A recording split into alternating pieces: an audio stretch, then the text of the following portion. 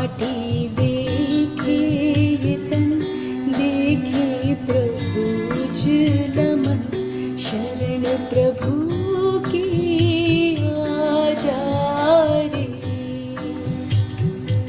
बारंबार मिले ना ये मानुष जन्म, शरण प्रभु की आजा रे।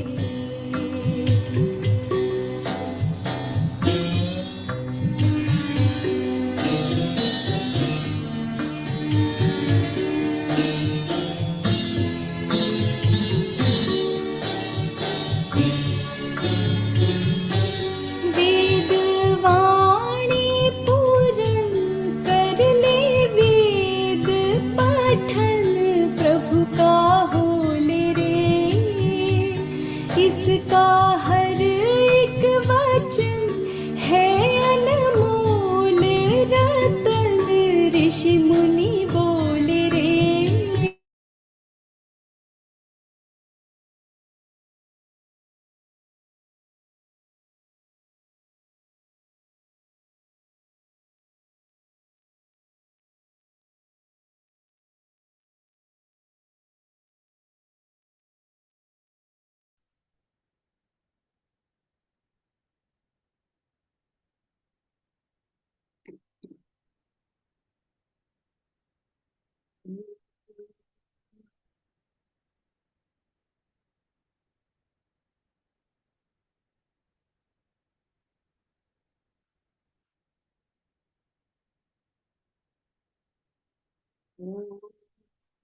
सहना भवतु सहनौ भुनक्तु सह वीर्यं करवावहै तेजस्विनावधीतमस्तु मा विद्विषावहै।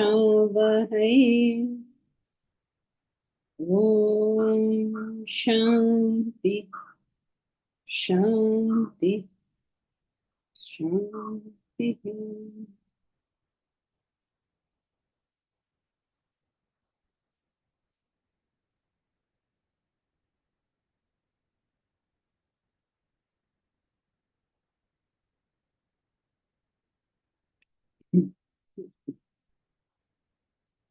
We have been discussing the way a person of realization functions in this world. Now, if you remember the theory told us that we all have desires. These desires cause us agitations. Removal of these desires is happiness. Removal of these desires is also success. And removal of these desires is self-realization. Right? So a self-realized person is defined as a person who has ended his desires. You also are aware that all movement in this world is because of desires. Right? So that means if you have to, so the only reason you do anything is because you have a desire. Correct? If you didn't have a desire, why would you do it? So far, so good, right? Now a question arises that if you have no desires, how come you are alive? How come you have any movement? How come anything is happening in your life? Because everything that happens, we have, excuse me, worked it back to desire. Correct. So you will have to now figure out, is it even possible that when your desires come to an end, will you continue to be alive? Or when your desires end, then you die. This is something you have to figure out. Right. Have you all thought about this? That the moment you realize you must die because you have no desires, well, how will you continue? Right? So what's your answer? No desire, no action, no movement. No action, no movement means you're dead. Otherwise, you will have to move. I mean, even in class, you will move. If you lie down in bed, also you move. You have to move, right? No action, no movement means you're dead. In fact, that is how you'd recognize something as dead, right? Suppose there's a creature who's lying down and isn't moved at all. You will say, "Arey, ye zinda hai kya?" Correct? So the question is, after realization, why do we need to explain his behavior? Because he'll be dead. He has no desires. He'll be dead.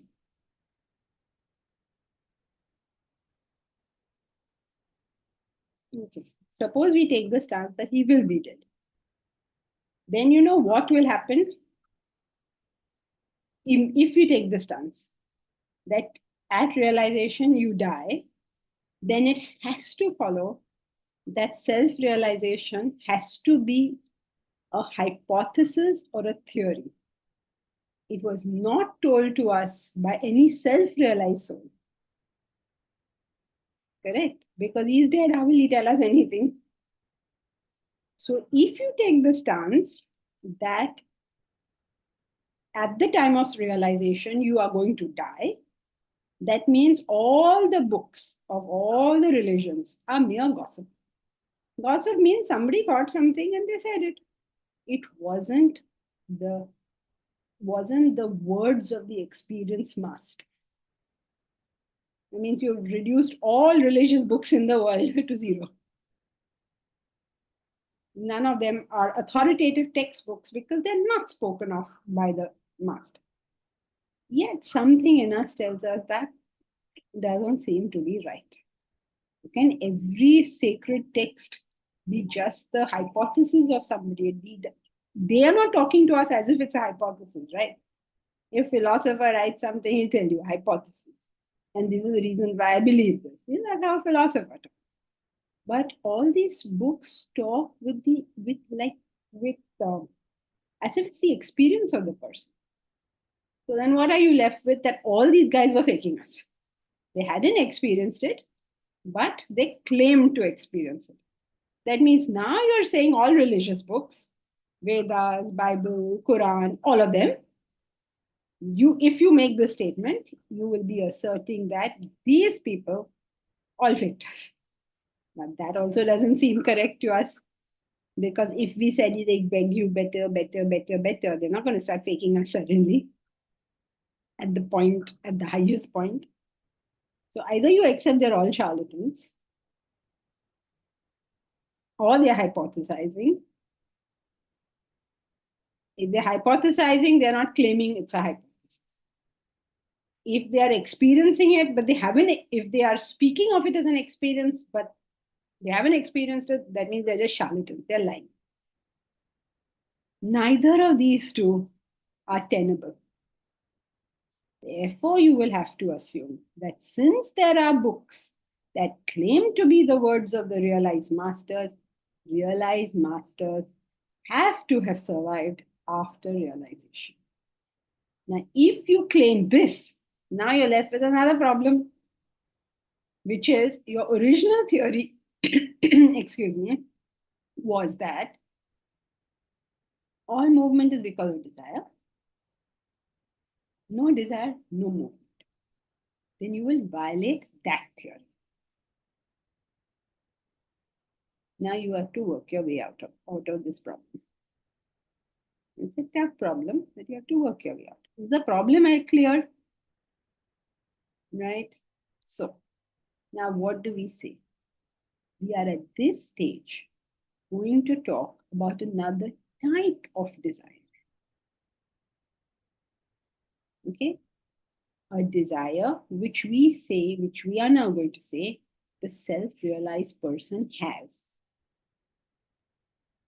This is a very tricky issue because if you give him a desire, you make him agitated. Human minus desire is God. God plus desire is human. You bring him back from self-realization. That's tricky. But this is the explanation given.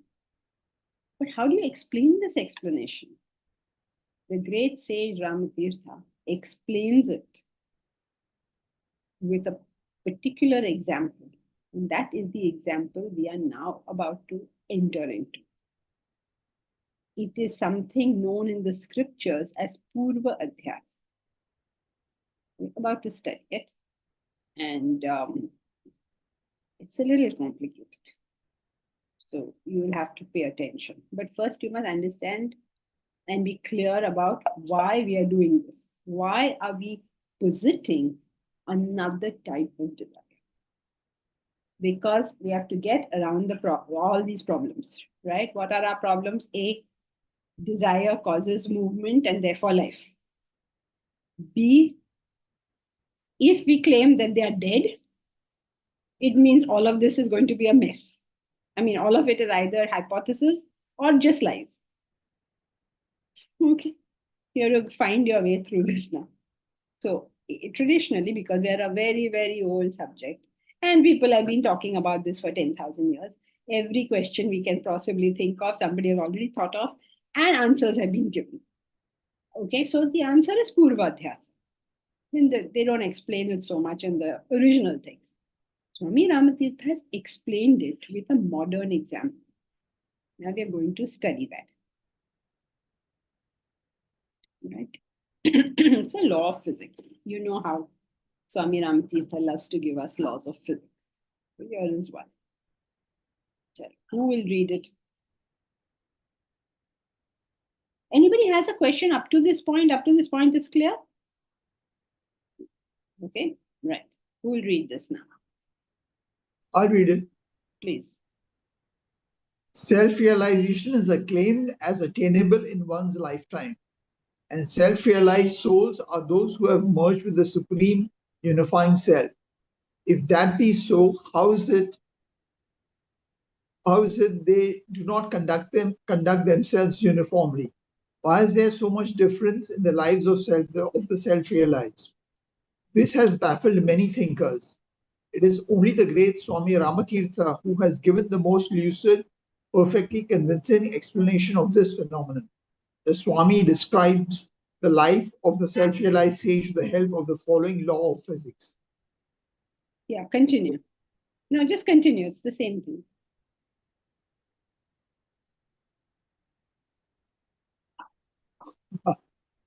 Okay. The circle in the figure is a pulley. Pass a fine thread over the pulley. Fasten two weights of 10 and 6 to the ends of the thread. Add an additional weight of 4 to the smaller weight. 6 plus 4 equal to 10. The weights are balanced. 10 on one side. They remain motionless. Now remove the weight 4. Then there is 6 alone on one side and 10 on the other. The weights are no longer balanced. As a result, 10 will go down and 6 will rise. After a lapse of 1 second, replace the weight 4 alongside 6. The weights equalize again on both sides. What would be the result of their equalization? The layperson believes that they would become stationary, but that is not so. They will continue moving. Their velocity or speed will be 8 feet per second. In the beginning, when the weights were equal, they were at rest. The original rest was preserved. But when the motion started and the weights equalized later, the motion does not stop. At the end of the first second, the resultant velocity will be 8 feet per second. If you let the weights 6 and 10 move for 2 seconds and add weight 4 to balance them at the end of the second, then the resultant velocity will be 16 feet per second. If you let the same weights continue their motion for 3 consecutive seconds and add 4 to balance them at the end of the third second, then the velocity will be 24 feet per second. And at the end of 4 seconds, it will be 32 feet per second, etc.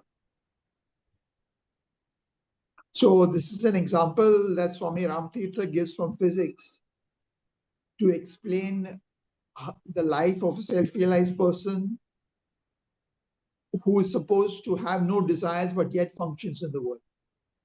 So the example is, I don't know if I have to go through the details of the movements, but the essential idea is that the motion of the pulley, even when the weights are the same, do not result in a stationary situation, but there is movement of the weights at different speeds based on how quickly the weights are equalized. Very good. Okay. I guess all the science students will be finding this easy. And the rest of us who are from humanities will probably say, oh my God, what just happened? Okay, so we have two problems in front of us. Problem number one, we have to explain why he's alive. Problem number two, we have to explain, okay, chalo, they are alive. Why are they different? So we have got two problems in front of us. Right. So now he's explaining why they are alive and why they are different with the help of the pulley. Is the pulley comprehensible? It's not so complicated actually. It just means that there are weights on two sides. Right. If they were both 10 and 10, you understand that they are going to be stationary. That is clear. I mean, everybody knows that. If the same weight on both sides, there'll be no movement. Now, suppose one side is 10 and one side is 6. Then what will happen? The side which is 10 will come down. That we have seen every sabji wala is doing that for us. With a heavier weight will come down. Right? Itna to pata hai hum logon ko, even if we did humanities and not science. So, the 10 wala will come down. The 6 wala will be up. Right? Now, suppose I make this 6. Okay, I put 4 more. Whatever, I put 4 more alus into it. And I make it both 10. Again, it should be stationary. Okay. Now I remove that 4. There's a movement that is taking place. Gone down. And then when I equalize it, there's a movement that took place. We'd imagine now that it'll all be stationary. Because we know that it is balanced, it's stationary. What he's drawing our attention to is if the equalization took place later, then the movement continues. Now the movement continues in spite of the fact that it should not have, given that they are both equal. So similarly, in the case of the realized person, it has equalized. Means it's all gone to 0. So there should be no movement, but there is movement. Now, how much movement will there be? It depends on after how much movement did it get equalized. If you kept it only for 1 second, then whatever the numbers are, okay? If it's 2 seconds, then it will go on for longer. If it was 3 seconds, it will go on for even longer. So you will find self-realized people, some of them die very young, some of them much later. You see, there's all these differences that are taking place. Huh? So this example is good if we can get our head around it. To explain why so many differences. Why is Krishna so different from Rama? Or Swami Ramatirtha so different from Ramana Maharishi? Why is there so much difference? There's difference in their lifespan, there's difference in their behavior, there's all these differences taking place. If all of us are the same, I mean, they've reached sameness, why are they so different? Right? So now he's going to explain it. He's just given the example so far. So now he will explain. I'm just giving you some background in the hope that it will become clearer. So who will read the next paragraph?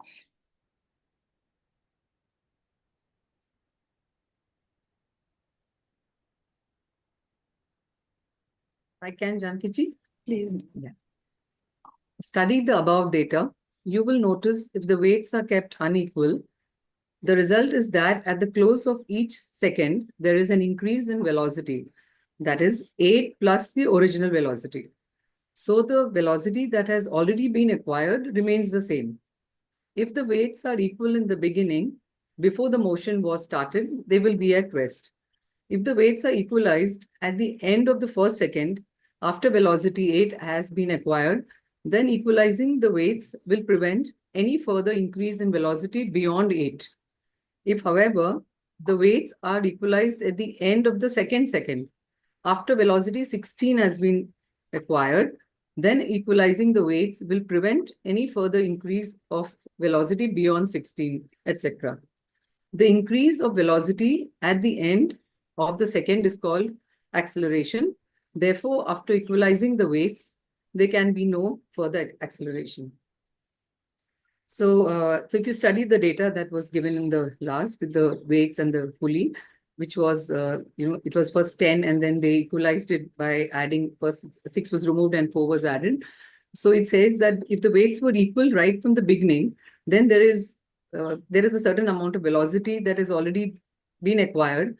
So it will remain at that. But if you wait for a particular amount of time, depending on the second, that if it's 1 second, then that is going to be that original velocity will stay and it will be added on with the velocity that's already been acquired. So it's 8 plus a particular velocity that's added on. So I think it just explains Newton's second law of motion, which says that if you have unequal forces, if it's not, so then there is acceleration. But if they're already equalized at the beginning, then there is no acceleration that occurs.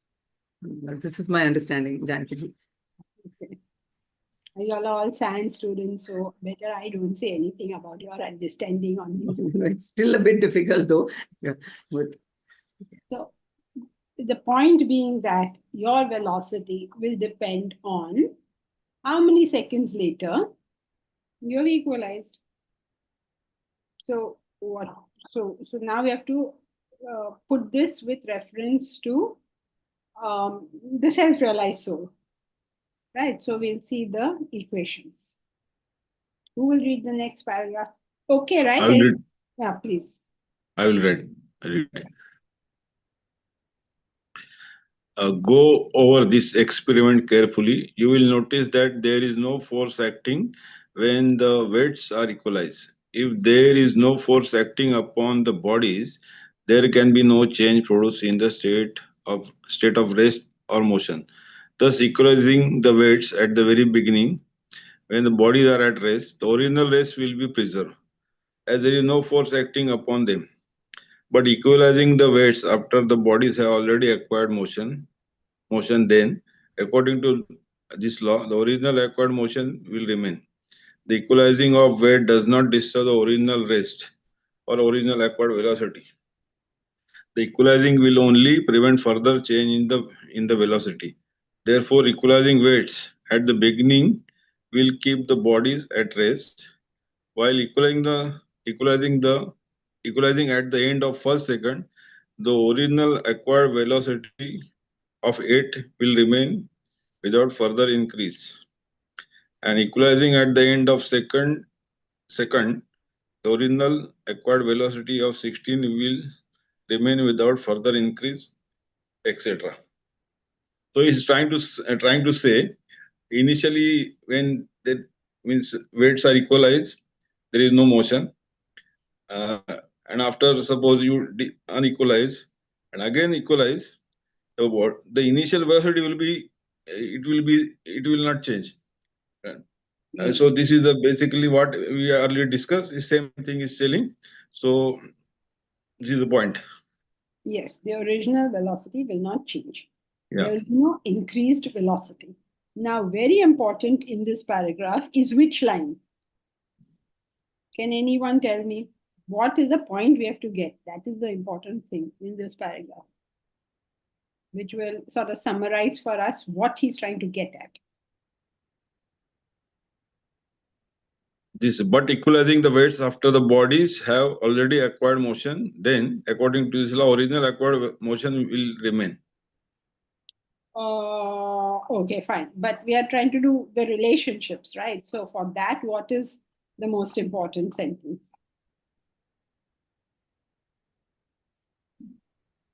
Equalizing weights at the beginning will keep the bodies at rest. That's only one part of what he's saying. So what's the most important idea which we have to take away from him? He's not teaching us science and physics, right? What he's teaching us is self-realization. So what's the most important sentence we have to take away from him? The equalizing of weights does not disturb the original rest or the original acquired velocity. Okay. No, I think this is the equalizing will only prevent further change in the velocity. Okay. I mean, you all are not wrong, but you all have not hit the nail on the head. Which is the most important sentence? If in this paragraph you had to underline one sentence, what would that one sentence be? I think it is if there is no force acting upon the bodies, there can be no change produced in the state or of rest or motion. Okay, you're getting warmer, but that is something you're expected to know, right? Everybody knows that if there's no force acting on a body, it will stay in its state of rest or motion. I mean, you just put it there. Of course, you are warmer, but isn't it assumed that all people, all humans know this? That if there is no force acting upon the bodies, there can be no change. In fact, that's the very cause of this problem.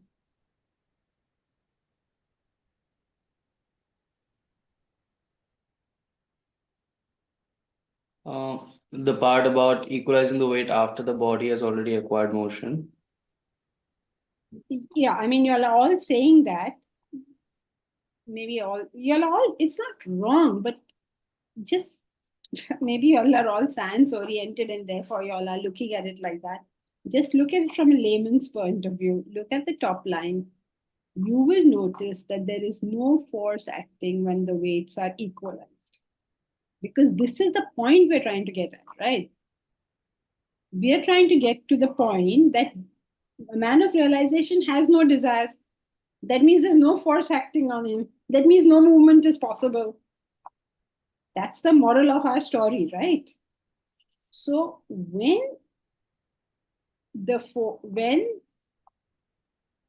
after you have equalized it, after you have equalized the weights, no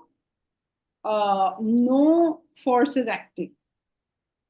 Correct? And yet you're going to see motion. Similarly, in the case of the man of realization, there is no force acting, but you're going to see motion. That's why you're explaining why you're seeing the motion.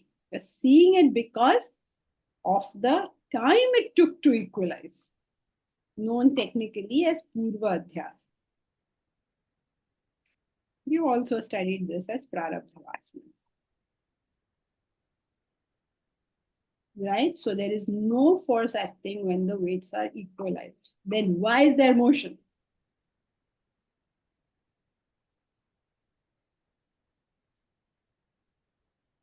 Because there was a time gap that took place.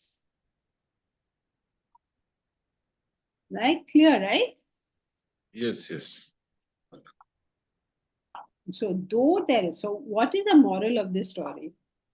We know that an object moves when you apply force to it. Everybody knows that, right? Now Elsie is sitting quietly. If you go and push her, she'll move. If you don't push her, she will stay there. Right? Simple. I mean, some force has to act on her if she has to move. The table is here in front of me. Now, unless I push it, it will stay where it is. So I have to apply some force for something to move. There is no force being applied in the case of this pulley, and yet it is moving. There has to be a desire for a human being to move. There is no desire, and yet that human being is moving. This is the equation we are making. So why is that movement taking place? Because of the time it took for this equalization to take place. How much movement will it take? Depends on how much time it took.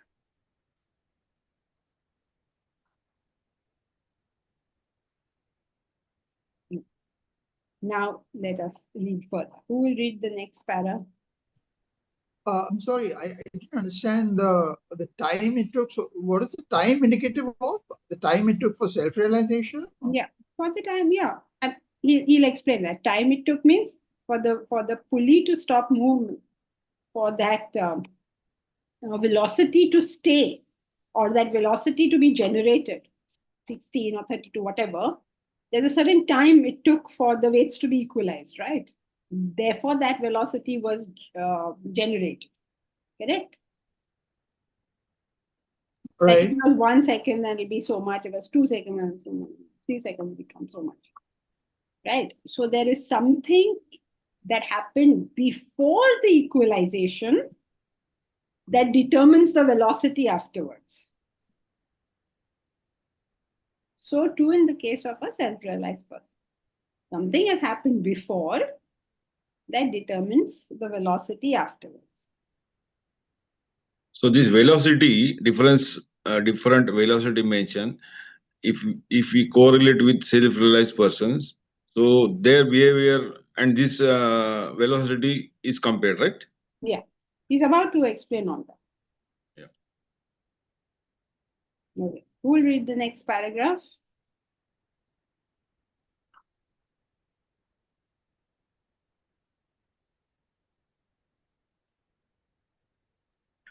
I can read. Now apply this law to the life of a self-realized person. An individual is born in the world with a portion of the aggregate of his vasanas, unmanifest desires. The aggregate vasanas are known as sanchita. A portion of the sanchita which needs immediate manifestation forces itself out to be born as a human being. That bulk of vasanas an individual is born with is termed prarabdha vasanas. The prarabdha is the original acquired vasanas which get exhausted only upon the death of the individual. But the individual can, within his lifetime, exhaust the entire sanchita when he attains self-realization. Thereafter, there is no individual propulsion for his life's activities. So there's a bank of vasanas, and a portion of those manifest into the human being. And the human being takes birth, and that portion is exhausted only at the death of the individual. But the rest of Other way around. When that gets over, the person dies. yes, okay, yeah. When the prarabdha gets over, the person dies, and during his lifetime, he still has access to all the other things that did not manifest as prarabdha, and during his lifetime he can exhaust those, and when he exhausts those, he is called self-realized. Okay, but you have to connect it to what we were studying, no?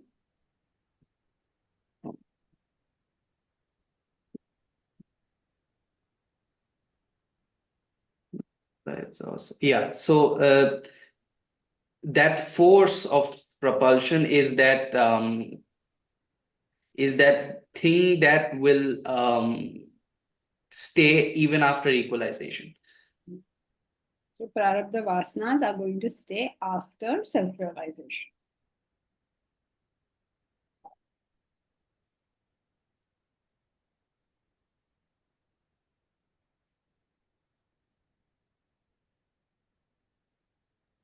Okay?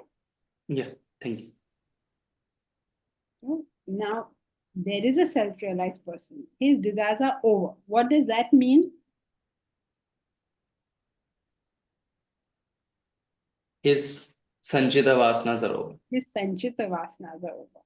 So here you have the introduction of a newer concept, which is the division of vasanas into sanchita and prarabdha. Okay, so when you say a person's desires are over, you mean that his sanchita vasanas are over. His total, his aggregate is over. Sanchita means total, aggregate. Sanchita vasanas are over. But his prarabdha vasanas are not over. Because if his prarabdha vasanas get over, then what happens? He will die. He dies. Right? So there is a purva adhyasa. Purva adhyasa is previous force. There's a previous force that has been created. You were born because of that previous force, the prarabdha vasanas. Now you have no option but to finish this. Whether you realize or you don't realize, you will have to finish the prarabdha vasanas. Once you finish the prarabdha vasanas, you die. If after finishing your prarabdha vasanas, your sanchita vasanas are still there, then you take another birth. But the self-realized person obviously won't, because he has no sanchita vasanas. The next lot of prarabdha has to come from sanchita, right? You can explain. Who will read the next paragraph? Question, please. Yeah, go ahead. Yeah, so I was just thinking of the sentence, a certain portion forces itself out to form the prarabdha vasanas. So I believe my understanding was that when a person is born, not only is there prarabdha vasanas, but they have access to sanchita vasanas too. So I was a little confused because with the word forces itself out, I thought that was a part that manifests in the human being when the person is born.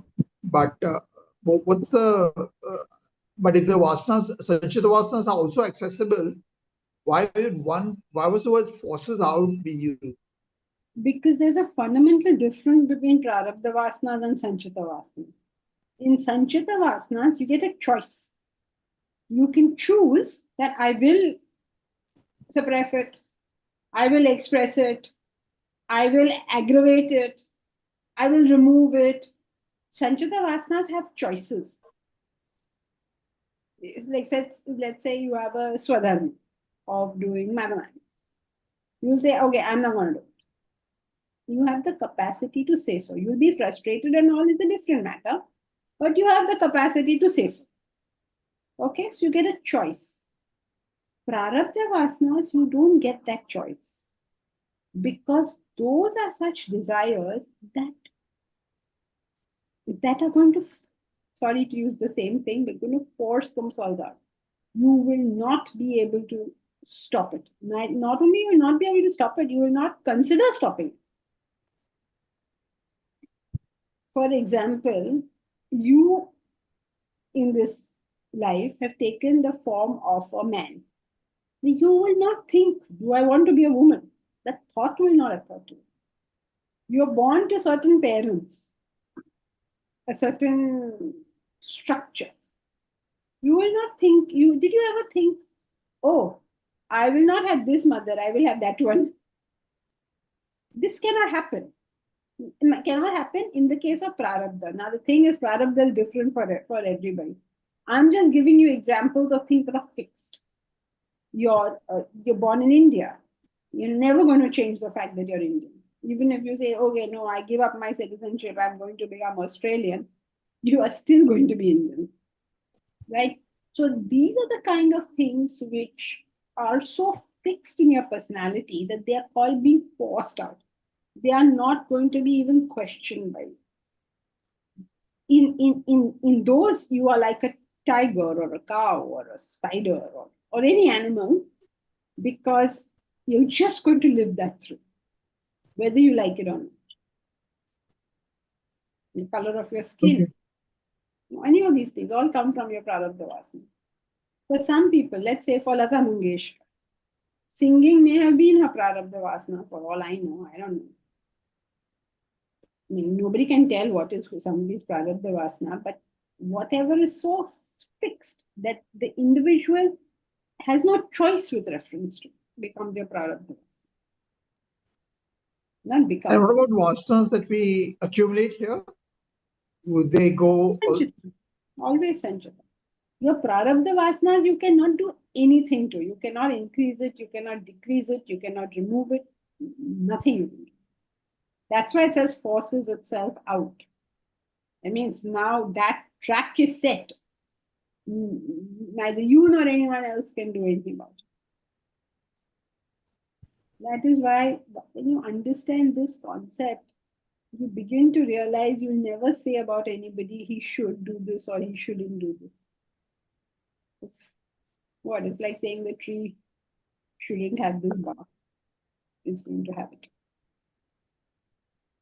So in certain Sanchita Vasanas, I mean, we have, innumerable Sanchita Vasanas. So are only those that are ready to fructify accessible in this life, or do we have access to the whole lot of Sanchita Vasanas?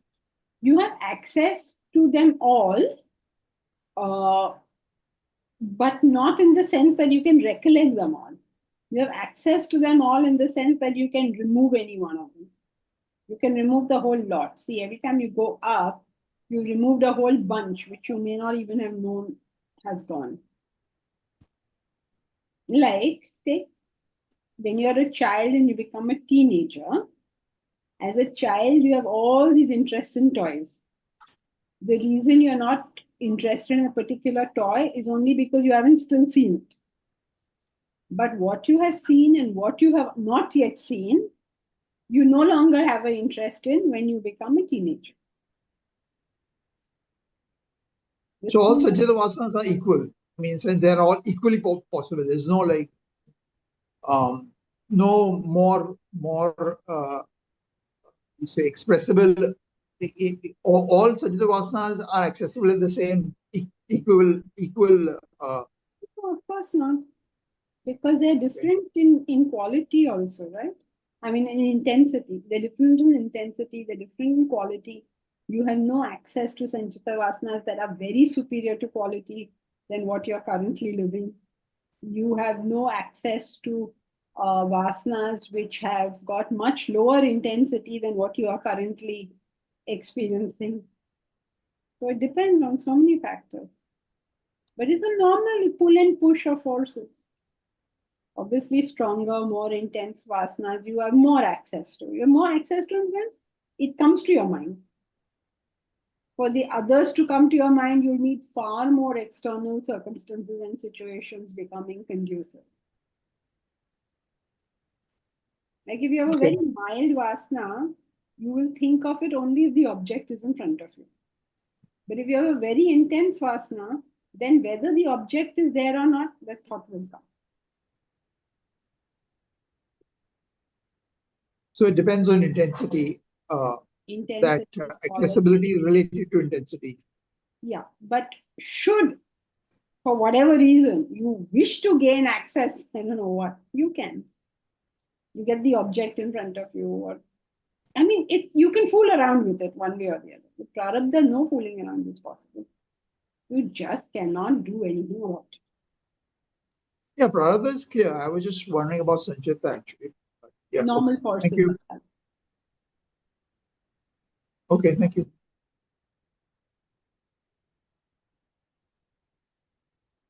Okay, so he's introduced the concept of prarabdha vasanas and sanchita vasanas. Sanchita vasanas are what get over at the time of realization. Prarabdha vasanas continue. Prarabdha vasanas is your original acquired velocity. You acquired it right in the beginning of your manifestation. But that, whatever you have acquired, it will continue. All right? Yeah, Deepraj. So, Prarabdha vasana is a way to explain this discrepancy is really nice, but it's still hard to digest that everyone dies due to the exhaustion of their vasanas, which is internal. When we see people getting into accidents or whatever, these sudden deaths, people will attribute it to an external event. But Vedanta is saying it's something internal, like is exhaustion of vasanas, which is kind of hard to digest. Could you help with that? It is totally off the point. So I think that you should take that up as a general question next time. If you were a new student, I would have taken it up because you have to be charitable. But as an old student, sorry. Oh, sure. Thank you. But before the next class, you can ask that question. Because this, as it is complicated. Okay? So, LC. Janaki, so whatever effort we are taking is only upon exhausting Sanchita Vasana, no? Right. Nothing to do with the prarabdha. Nothing at all. As far as we are concerned, we can ignore it. Mhm. We have to focus on getting our Sanchita Vasanas out of the way. Prarabdha will take its own process. But prarabdha vasana can't add anything. Suppose we are born, I am born as a woman, that is prarabdha vasana. But I may add on to it, being a woman, I can develop other vasanas, based on prarabdha. You can't do anything to it. That is a fixed thing for you. Everything else is coming from your Sanchita. Whatever you're adding on or removing is all Sanchita. You're not adding it on simply because you are a woman. You are adding it because you want to. All women don't add the same things. Some women are very particular about how they look. Some people are very particular that, I'm a woman, you shouldn't look down on me. I'll become the CEO of this company. So each one will do different things based on their Sanchita Vasana.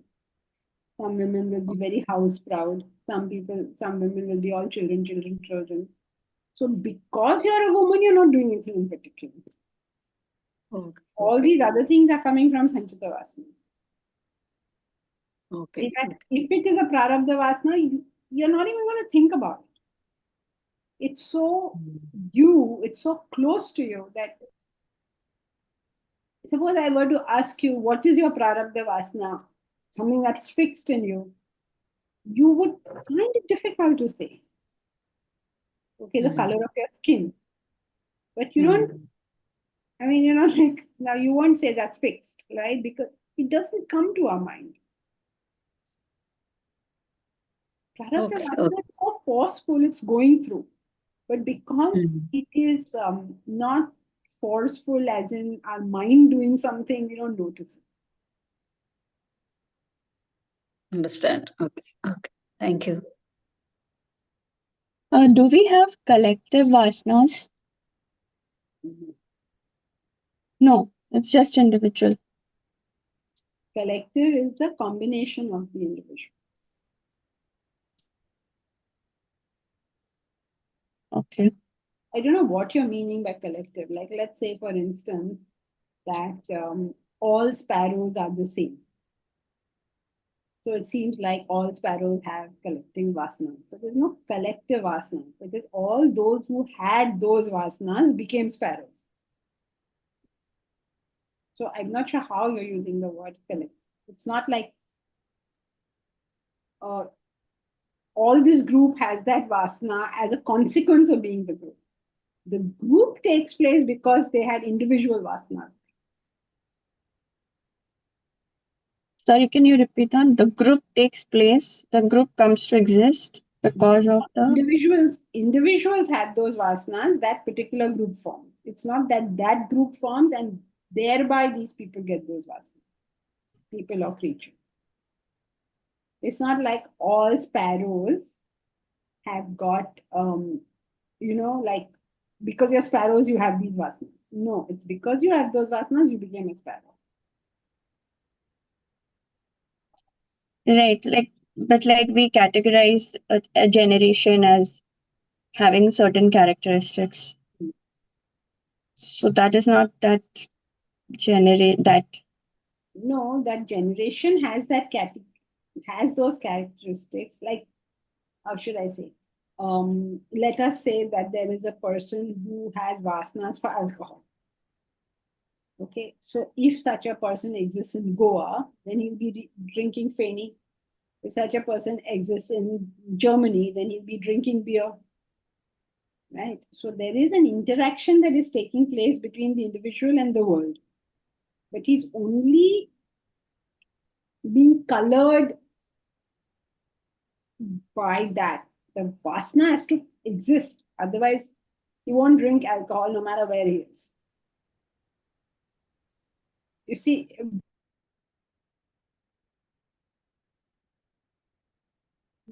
Goa person will drink Feni or whatever else they all drink. Right? So the coloration of that can be determined by the environment. Can be. if it's a general vasana for alcohol. But no matter where he is, he will not drink unless he has the desire for alcohol. So that generation or that geographical location or whatever, wherever there's a group, is only a particular coloration. Like we all have asanas for clothes. Suppose you had existed in Maharashtra 100 years ago. 100 years ago, yeah. You would be wearing Nawari sari. If you exist in Maharashtra 100 years hence, then I don't know what people will be wearing. But you see, it's being colored by that. It's not, but the vasana has to exist originally within the individual. Okay. Janki ji, I didn't really understand the whole that pulley example. Okay, see if you, okay, take a simpler one, okay? I prefer this one because it's just, we're not science students, so we don't go into all this thing. A simple example, you switch off the fan continues to move. There is no power, there is no electricity being supplied, there's no power being supplied, but still the movement continues. That's all it's trying to get. Okay, so in the pulley example, since when the weights get equalized, they were unequal and then they get equalized, movement continues in spite of the fact that now there is no reason for movement. No reason means, in our mind, reason for movement is there's unequal weight. Otherwise, why will it move? There's unequal. So if it's 6 here and 10 here, then 10 will come down. You understand that movement. If they're 10 and 10, then it doesn't move. But suppose this one is 10, and now this one, which was 6, is made 10. There will be a movement. So that coming down, that movement is the continuation, which, like, although it has reached 10 here, but we are seeing the movement. Yeah, it balances. You're seeing movement when there's no force for movement, apparently. Right. Okay. Yeah. Got it. Thank you. Yeah, Mahesh.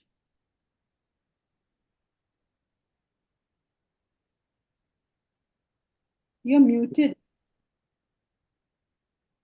Sorry. Regarding the collective vasanas, some people have this idea that when the vasanas of a particular area, require the presence of a self-realized being, like Krishna is born because the collective vasanas were such that his birth was sort of needed.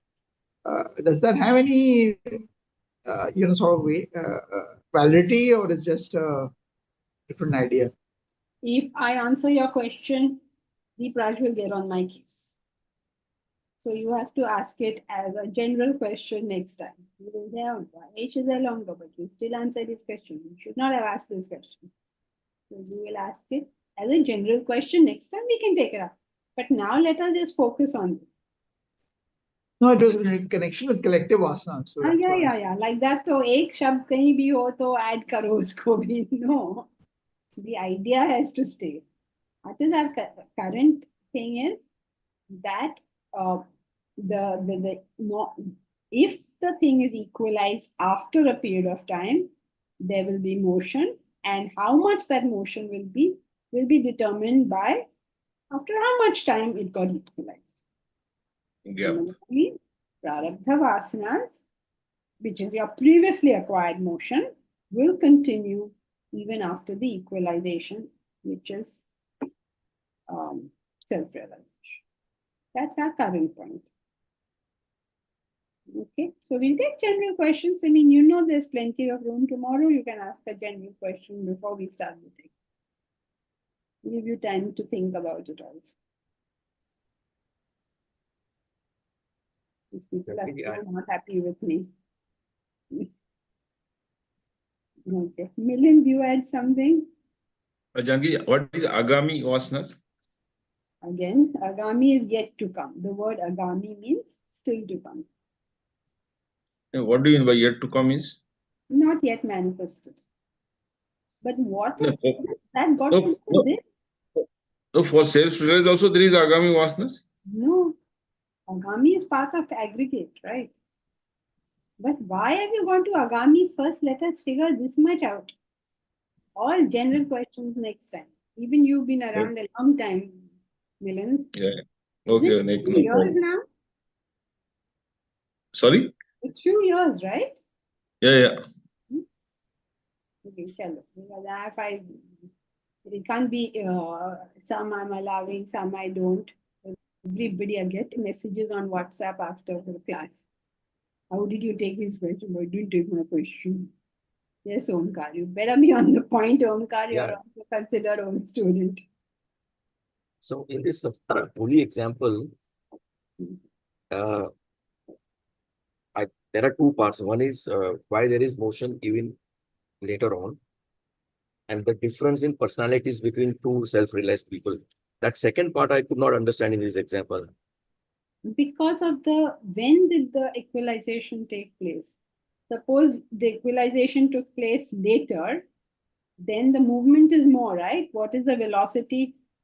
If it at the, the 16. velocity will be 16, 8, 16, 32, whatever it goes on. So the longer, for the example, the longer it was left unequalized, the longer it will go on for. So that's why you see some people will go away at 20, some at 30, some at 80. So it depends on how long the original acquired velocity continues. Means what were you born?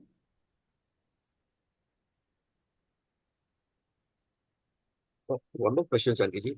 Can we assume that self-realized people who have very long lives, 100, 110 or something like that, they had so many prarabdha vasanas, many more than people who die much younger, self-realized? So that's more or less, but it was more fixed.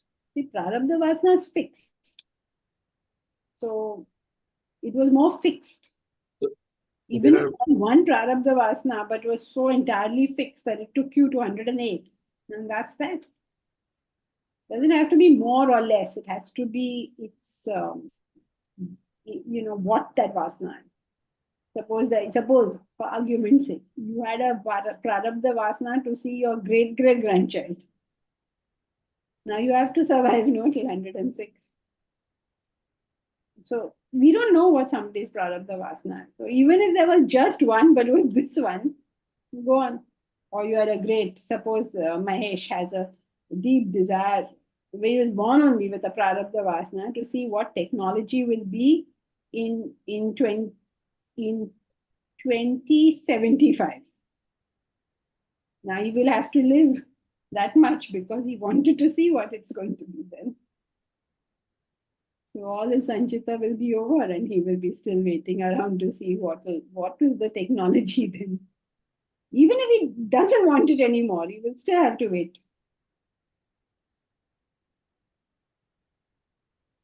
Okay, so it's not to do with numbers, it's to do with what it is. Right.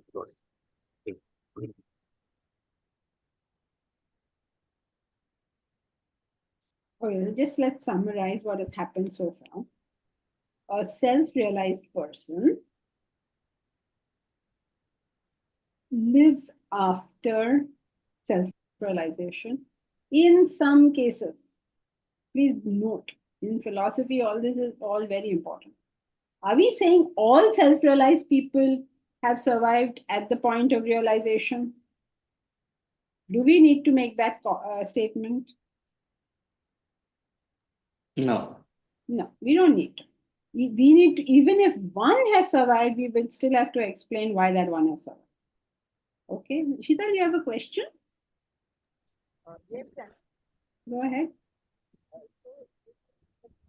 But I can't hear you.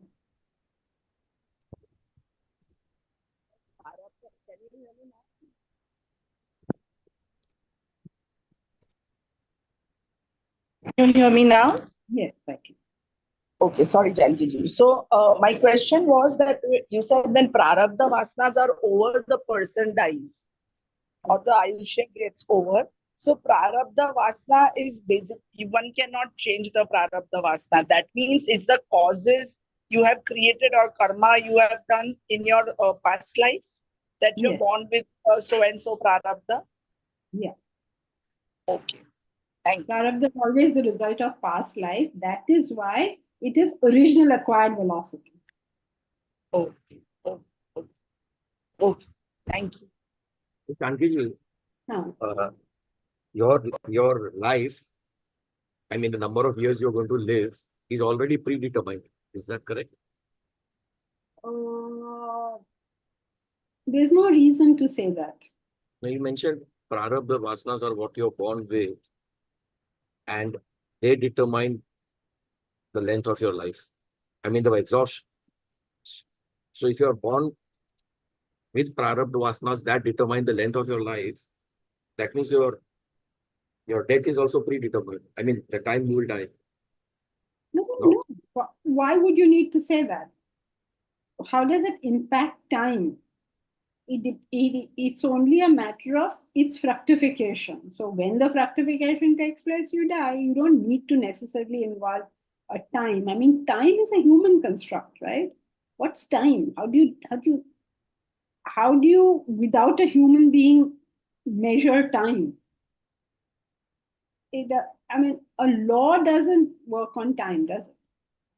You can't say in 2047 at whatever 4:30 in the evening. Can't do that. When the prarabdha vasanas get over, you die. Now, I don't see how you can put in time there. But if you feel no, there has to be a certain rate at which these vasanas get over, the theory has not spoken about that. So, and I don't see why it needs to. So therefore, time seems to be a unnecessary thing to bring in. But of course, there's no. This is all in the realm of the unknown, so you can figure it out anyway. Jai Shri, can free will influence impact prarabdha vasanas? No, nothing can impact. You cannot have any free will with reference to prarabdha vasanas. In terms of prarabdha vasanas, you're just like an animal. No free will whatsoever. Okay, so that's it for today. Please go over this portion a little bit so that you get the gist of what is going on. Janki, one last question. Yeah, go ahead, Elsie. But every being has got a stipulated time now. You can't live up to 150 years or anything like that. So But your prarabdha, Elsie, think of what you're saying. Every being has a stipulated time. I don't know about you, but I can die this moment also. Who says I will live for 150? No, biological life, I'm talking about. How? That's what I'm telling you. The same thing I'm saying. How? Is every human born going to die at 150 or 100 or 75? Each one has their own time. No, history is there where human beings have lived more than 150 years or so, no? So if your prarabdha is not ending within that time. Yes, but you're looking at that side. Why are you not looking at the other side? Each one has their own time out. I don't know whether people live to be 100, 300, 500. I have no idea. The people I have met seem to be there till max 100. That much I can say. That I don't know what is the other. There's a joke that says that one man used to give people pills to live longer. And he claimed to be, he was a big sage and he was 350 years old, according to people. So one man was very curious. He went to his secretary and said, Sachmuch kya? He is 350 years old. Is it true? So the secretary said, see, frankly, I can't tell you. I've been with him only 150 years. So you don't know. You don't know who lived how long. Okay? Some people have died in the womb. Some people have lived till 100 odd. There is no stipulated time. You feel that there has to be something. But do we need to say that? Especially when it's so flexible. And nowadays, you see, lifespans have increased, right? In 60s and all, when I was young, when 60s was considered an elderly person. Now these 60-year-olds are doing all sorts of things, including getting married and starting new careers or learning, taking up degrees. I mean, it's like the whole life is starting. Running marathons. Huh? Running marathons. Running marathons. Actually, that 104-year-old fellow is running marathons, huh? Where are all of y'all? I haven't seen a lot of registrations in marathon, by the way. What are y'all doing? Quickly do it because that's a last date is appearing. You say, no, I can't run. Don't worry whether you can run or not. Come and walk. All of y'all, please register immediately. Otherwise, the date will go by.